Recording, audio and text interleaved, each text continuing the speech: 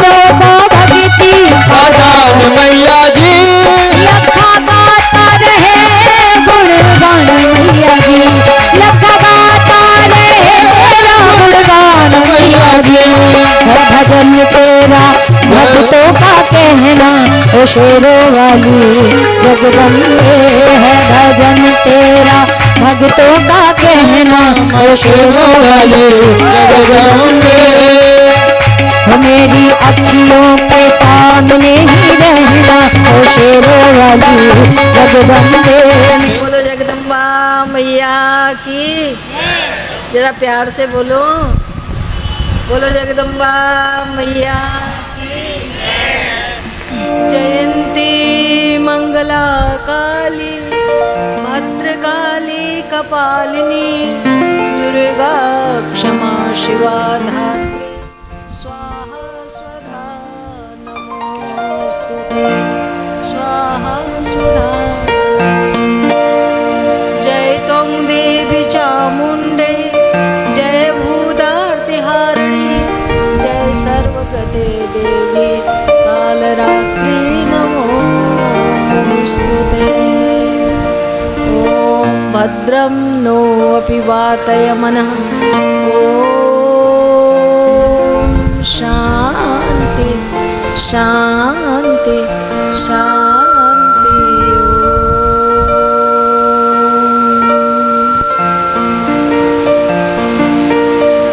भगवती जगत जननी पराम्बा की असीम अहेतु की कृपा के साथ आज बुद्धि पूर्णिमा के इस पावन अवसर पर नूतन गृह प्रवेश के इस मांगलिक अवसर पर साक्षात पराम्बा जगत जननी जगदम्बा माँ त्रिभुवनेश्वरी भगवती काली जगदम्बा का आज यहाँ पर पदार्पण हुआ घर में। और ऐसे सु अवसर पर आप सब लोग भगवती जगत जननी जगदम्बा को प्रसन्न करने के लिए बड़े भाव और श्रद्धा के साथ बड़े सुंदर भजन सुन रहे थे। भगवती के अनेक नामों में एक नाम है स्तुति प्रिया। भगवती के नामों से कोई उनकी स्तुति करे तो अपनी स्तुति सुनकर वो बहुत प्रसन्न होती हैं, इसलिए उनका नाम है स्तुति प्रिया। स्तुति माँ को अच्छी लगती है। अच्छा, यूँ तो सबको अपनी अपनी तारीफ सुनकर खुशी मिलती है ना। कौन है जो अपनी तारीफ को सुनकर खुश ना होता हो? हर कोई उसकी तारीफ की जाए, उसकी पीठ थपथपा जाए तो बड़ी प्रसन्नता होती है। ये किसका स्वभाव होता है? हम सब मानवों का स्वभाव होता है। परंतु स्तुति को सुनकर भगवती प्रसन्न होती हैं। ये बात सुनकर लगता है कि क्या माँ भी ऐसा कर सकती हैं? यद्यपि वो तो स्तुति से जहाँ तक कोई शब्द नहीं पहुँचता, शब्दातीत है, गुणातीत है, वो सब गुणों से परे है, पर सब गुण उन्हीं से हैं। और वो सारे शब्दों से परे है, अखिल शब्दमयी, और सारे शब्द उन्हीं से हैं। तो कहने का अभिप्राय है कि माँ का ये जो गुण है ना, ये उनकी चेतनता का लक्षण है। जैसे हम सबको प्राण धर्म के कारण सर्दी, गर्मी, भूख, प्यास, थकान, चेतनता सब महसूस करते हैं, उसी तरह से उनमें भी वो प्राण संचालन है, तो उन्हें भी अपनी स्तुति अच्छी लगती है। इसीलिए तो हम उनके साथ, उन्हें विश्राम की आवश्यकता पड़ती है तो हम उनको विश्राम कराते हैं, और सुबह हम उनको उठाते हैं, भूख लगती है हम खिलाते हैं, तो ये सब जो गुण हैं ये प्राण धर्म है, इंद्रियों का धर्म है। इसीलिए भगवती का हमारी जो वैदिक परंपरा है उसमें भगवती चिन्मय है, प्राणमय है, चेतन है। मूर्ति को मूर्ति समझ करके एक बार नहीं 1000 बार आप पूजा करो। यदि आपको मूर्ति में मूर्ति ही दिखाई दे रही है तो आप कितनी ही पूजा करें उससे वो प्रसन्नता मिलने वाली नहीं। मूर्ति को जब मूर्ति न जान करके आप ये समझें कि ये साक्षात है, चिन्मय है, इनमें प्राण है, इंद्रियां हैं, वो हमारी बातें सुनती हैं, वो हमें देखती हैं और वो हमसे बोलती हैं। यदि आप ऐसा समझ करके करेंगे तो निश्चित ही आपको उसकी पूजा का फल प्राप्त होगा। एक बार एक गांव में एक संत वहाँ से निकल रहे थे, तो गांव के आदमी ने सुना कि अच्छे पहुँचे हुए महात्मा हमारे गांव में आए हैं, तो जाऊँ मैं उनके पास। अक्सर लोग महात्माओं के पास, विद्वानों के पास, ब्राह्मणों के पास कोई न कोई अपनी समस्या लेकर के पहुँचते हैं।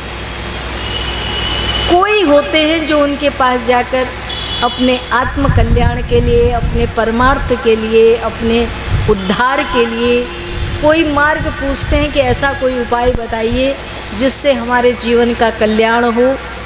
हमें ये मनुष्य शरीर मिला है तो इस शरीर से हमें क्या करना चाहिए, हमारा वास्तव जीवन का लक्ष्य क्या है, ये जानने सुनने की समझने की इच्छा तो बहुत कम लोगों में होती है, बिरले ही लोगों में होती है। अन्यथा महात्माओं के पास गए, महाराज आशीर्वाद दो, बस मेरे लड़के का काम हो जाए, लड़की का काम हो जाए, मेरा व्यापार चल जाए, मेरा ये हो जाए, वो संसारिक छोटी छोटी यही सब इच्छाएं कामनाएं रहती हैं। बस इसी के लिए ये पूरी हो गई तो ये बहुत अच्छे हैं, पूरी नहीं हुई तो चलो दूसरी जगह ढूंढे कहीं और। ये लोगों के अंदर की भावना रहती है। तो ऐसे ही उस संत के पास गए तो उस व्यक्ति ने प्रश्न किया, कहा महाराज मेरा कुछ व्यापार ठीक ठाक नहीं चल रहा है। तो महात्मा ने जब उसने पूछ लिया तो महात्मा ने कहा कि अच्छा तेरा व्यापार ठीक नहीं चल रहा तो तुम एक काम करो, तुम्हें मैं एक मंत्र लिख के देता हूँ, इस मंत्र का तुम जाप करो और भगवान की भगवती की कृपा होगी, तुम्हारा व्यापार ठीक हो जाएगा। महात्मा ने उन्हें एक मंत्र बता दिया और वो व्यक्ति साल भर तक भगवती कहा कि घर में माँ की प्रतिमा रखना दुर्गा जी की और उनके आगे धूप बत्ती जला करके इस मंत्र का जप करना। और बैठ के वो उसी तरह से करता रहा। साल भर हो गया, उसे कोई खास अंतर नहीं मालूम पड़ा, कुछ खास लाभ नहीं हुआ। तो दोबारा महात्मा जब उस गांव में आए तो फिर दोबारा पूछने के लिए पहुंच गया, महाराज मैं वो जब तो कर रहा हूँ पर मुझे उसका कुछ खास लाभ नहीं हुआ, कुछ लाभ नहीं हुआ। महात्मा ने सोच के कहा अच्छा एक बात बताओ, तुमने गणेश जी का पहले स्मरण किया?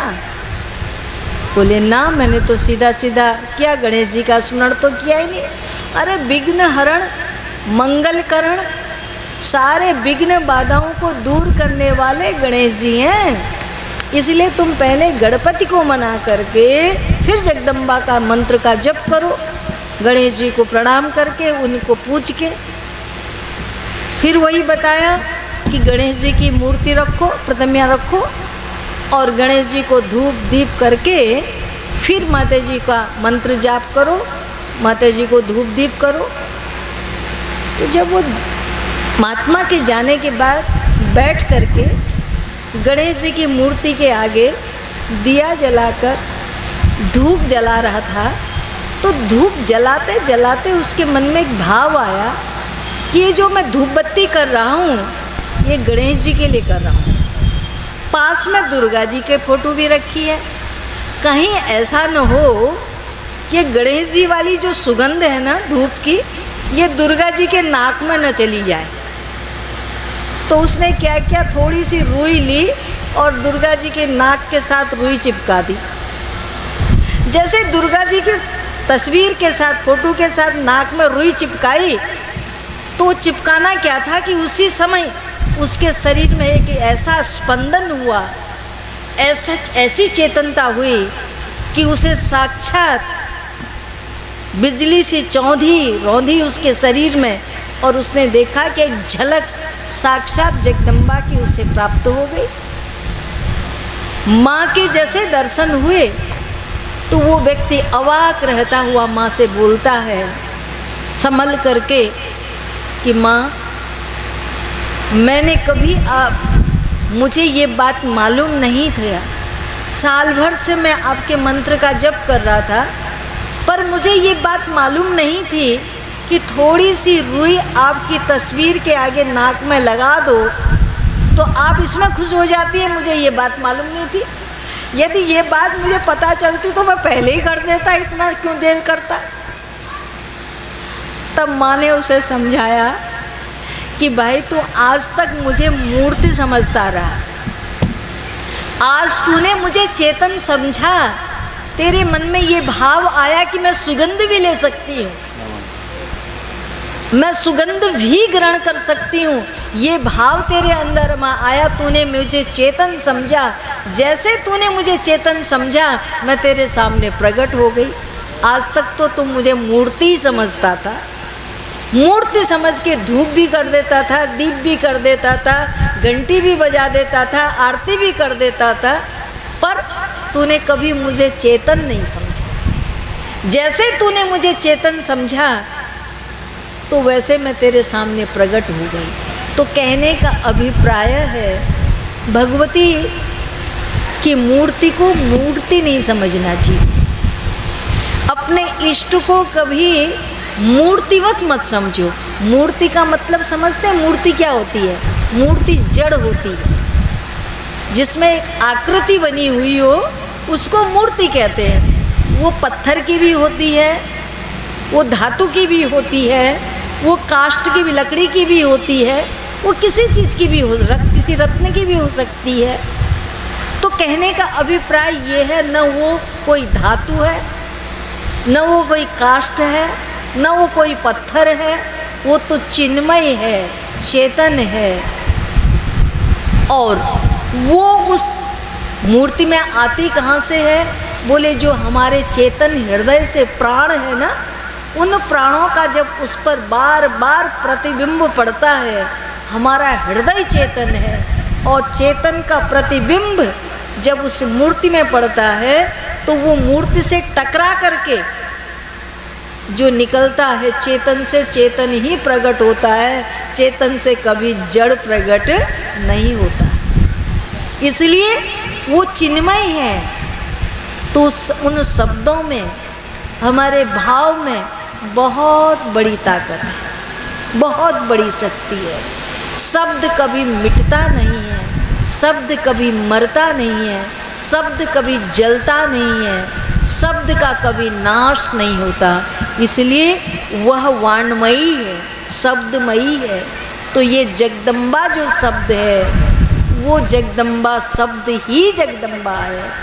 और सरल शब्दों में कह दें तो नाम ही नामी है, नाम के अंदर ही नामी छुपा रहता है। शब्द से शब्द का अर्थ जैसे अलग नहीं किया जा सकता, शब्द से शब्द के अर्थ को निकालकर आप बाहर नहीं कर सकते। जैसे समुद्र से समुद्र की लहर को निकालकर आप अलग नहीं कर सकते। समुद्र में ही समुद्र की लहर दिखती है, तरंग दिखती है। शब्द में ही शब्द का अर्थ छुपा रहता है, उसका ज्ञान छुपा रहता है। उसी भांति उस शब्दमयी शब्द में ही, जगदम्बा शब्द में ही, दुर्गा शब्द में ही, राम शब्द में ही, कृष्ण शब्द में ही, गणेश शब्द में ही भगवान का स्वरूप विद्यमान है।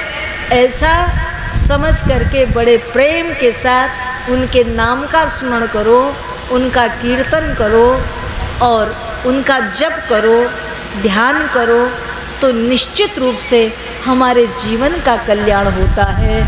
उनके कल्याण करने में विलंब नहीं है, विलंब हमारी श्रद्धा में है, हमारे विश्वास में है, कमी है, देरी हो रही है, तो हमारी ओर से हमारे निश्चय में देरी है, हमारे विश्वास में कमी है, हमारी श्रद्धा में कमी है।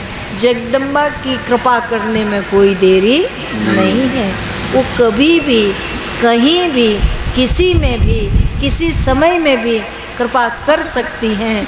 वो तो कृपामयी है, दयामयी है, करुणामयी है। सचमुच आप सब लोग घर वाले भगवान के बड़े ही कृपा पात्र हैं। और ऐसे समय में मैं अपने प्रिय पुत्र शिष्य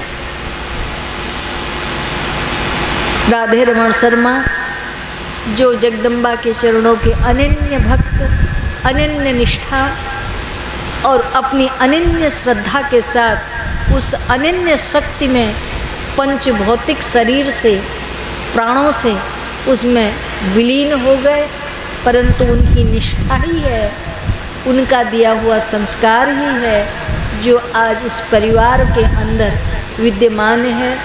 और बड़े भाव से, बड़ी श्रद्धा से, बड़े विश्वास के साथ उन्होंने इस मकान को बनाया था, माँ के लिए स्थान बनाया था। पर वो स्वयं अपने हाथों से तो माता जी के लिए, माता जी को यहाँ नहीं बिठा पाए, पर स्थान उन्हीं का बनाया हुआ है, संकल्प उन्हीं का है, कार्य उन्हीं का है और उसको क्रियान्वित किया, मूर्त रूप दिया उनके बच्चों ने। तो मैं सभी परिवार को, सभी बच्चों को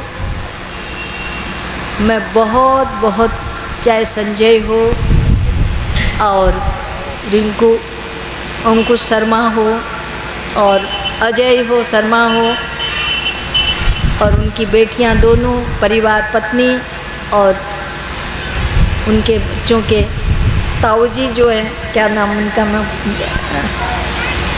ताऊ जी का क्या नाम है? धर्म प्रकाश जी अग्रवाल, जिनको जो उनका बड़ी निष्ठा के साथ परिवार, ये दोनों परिवार ऐसे हैं कि बड़े भाव प्रेम के साथ उन्होंने अपनी अनन्य गुरु भक्ति, अनन्य श्रद्धा के साथ जीवन भर उन्होंने एक दूसरे का साथ दिया। मैं बैठे हुए आज सोच रही थी, ये चतुर्मूर्तियाँ ऐसी थीं जिनमें से दो चले गए, दो रह गए। चारों का संग ऐसा था कि जैसे चौकी के चार पाँव होते हैं, चारों कहीं भी जाएं, किसी भी यात्रा में जाएं, किसी भी तीर्थ में जाएं, जहाँ जहाँ कथा होती थी, भागवत होते थे, मेरे पास आते थे, तो ये चारों के चारों बड़े प्रेम के साथ बहुत अच्छा वो जीवन अपना निभा के गए, बहुत अच्छा करके गए। और बच्चे उससे भी अच्छा करें, मेरी सब के लिए बहुत बहुत शुभकामना है, शुभ आशीर्वाद है। बड़ों की इस परंपरा को बहुत अच्छी तरह से उसको निभाएं, आगे ले चलें, ऐसी मैं सारे परिवार के लिए शुभकामना करती हूँ, शुभ आशीष देती हूँ। और माँ भगवती सब घर बनाते हैं, क्या बना रहे हो? हम अपना घर बना रहे हैं। राधे रमण कहता था, माँ के रहने के लिए स्थान बना रहा। तो इसलिए अपना घर न बनाकर भगवती के निवास का स्थान बनाना और उनके घर में उनके आश्रित होकर हम रहें, ये बहुत बड़ी बात है। 3 बातें हमेशा जीवन में याद रखना चाहिए। मैं तो हमेशा कहती हूँ 3 चीज़ें याद रखो। ईश्वर के लिए हमारा पूरा समर्पण होना चाहिए, जीवन में एक समर्पण की भावना आनी चाहिए। जीवन वो पूरा है जिस जीवन में समर्पण है। समर्पण किसके लिए? ईश्वर के लिए। समर्पण तो होना ही चाहिए। समर्पण किसके लिए? गुरुजनों के लिए, समर्पण किसके लिए? माता पिता के लिए, श्रेष्ठ जनों के प्रति एक अच्छा समर्पण का भाव होना चाहिए। जीवन में समर्पण की भावना आएगी तो निरअभिमान रहोगे, अहंकार से बचे रहोगे। समर्पण के साथ साथ हमें जीवन में अर्पण, समर्पण के साथ हमारे जीवन में क्या होना चाहिए? अर्पण, अर्चन। अर्चन, जीवन में अर्चन करना आना चाहिए। त्याग पूर्वक कमाओ, समर्पण पूर्वक कमाओ। उपनिषद भी कहते हैं तक्तेन भुंजिता माँ कष्ट स्वधनम। जीवन कैसा होना चाहिए?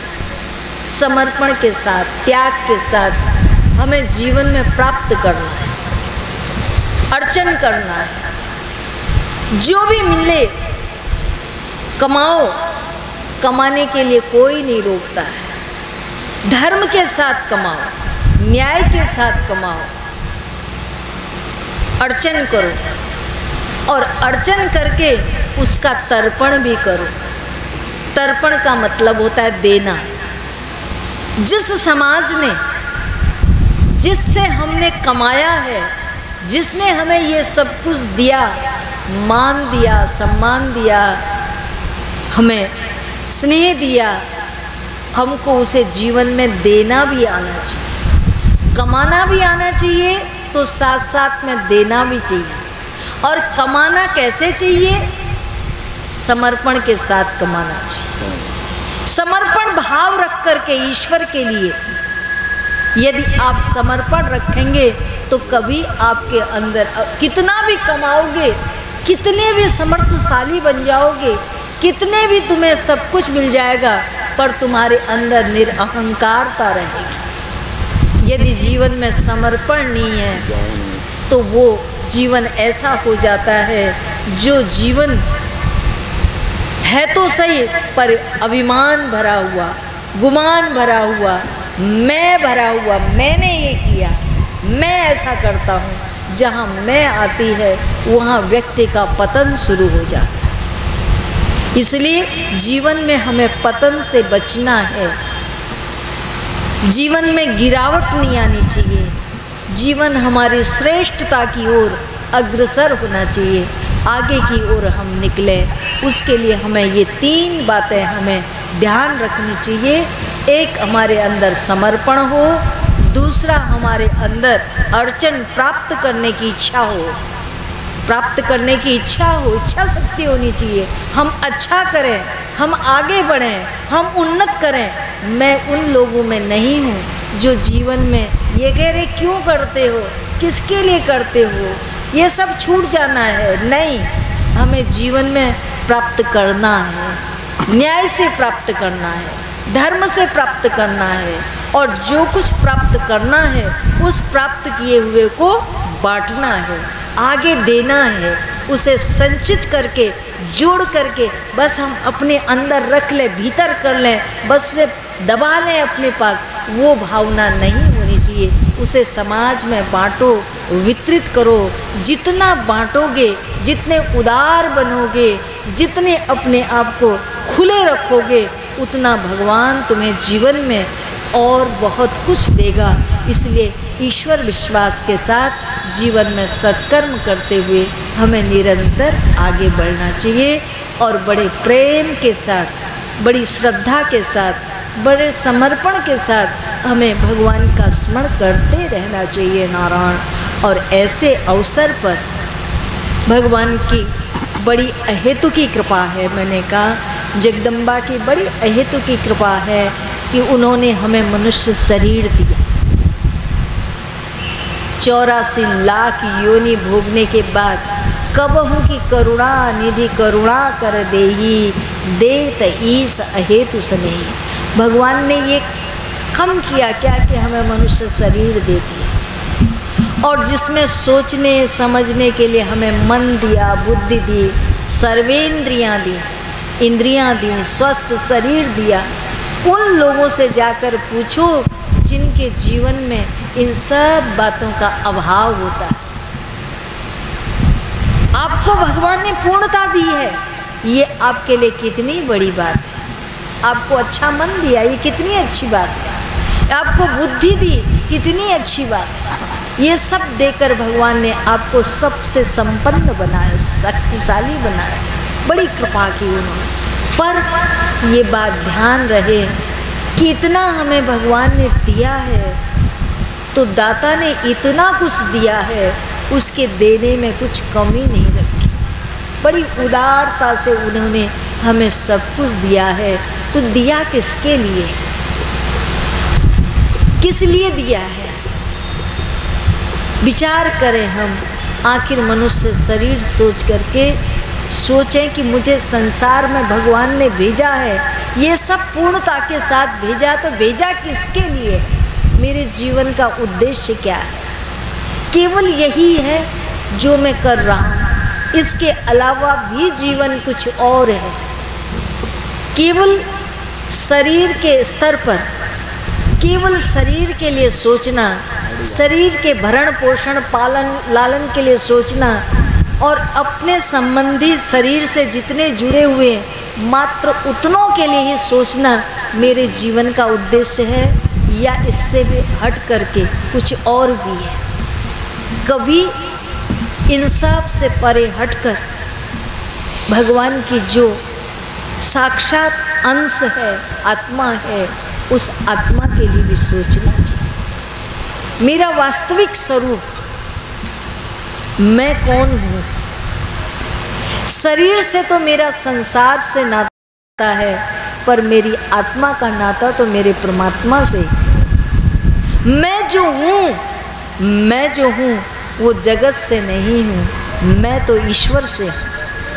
मेरा अस्तित्व उस परमात्मा से है, जिसके बिना मैं नहीं रह सकता, और जो मेरे बिना भी रह सकता है, वह चेतन, वो आत्मा।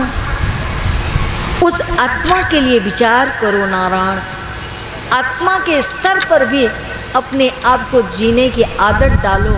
हम संसार में उसके साथ जीते हैं जो हमारे पास नहीं है। जो कुछ हमें दिया है भगवान ने, उस पर खुश रह कर के नहीं जीते। हम देखते हैं हमारे पड़ोसियों को क्या मिला है, हमारे साथ वाले को क्या मिल गया, और अपने में कमी ढूंढते रहते हैं। मेरे पास ये नहीं है, मुझे ये चाहिए, मुझे ये चाहिए, मुझे ये चाहिए। जो नहीं है उसके साथ हम अपने आप को जोड़ लेते हैं। जो है उसके साथ जोड़ो ना। नहीं के साथ जीने की आदत क्यों? जो ये नहीं है, मेरे पास ये नहीं है, मेरे पास वो नहीं है, मेरे में ये कमी है, मेरे पास उसके पास है, मेरे पास नहीं है।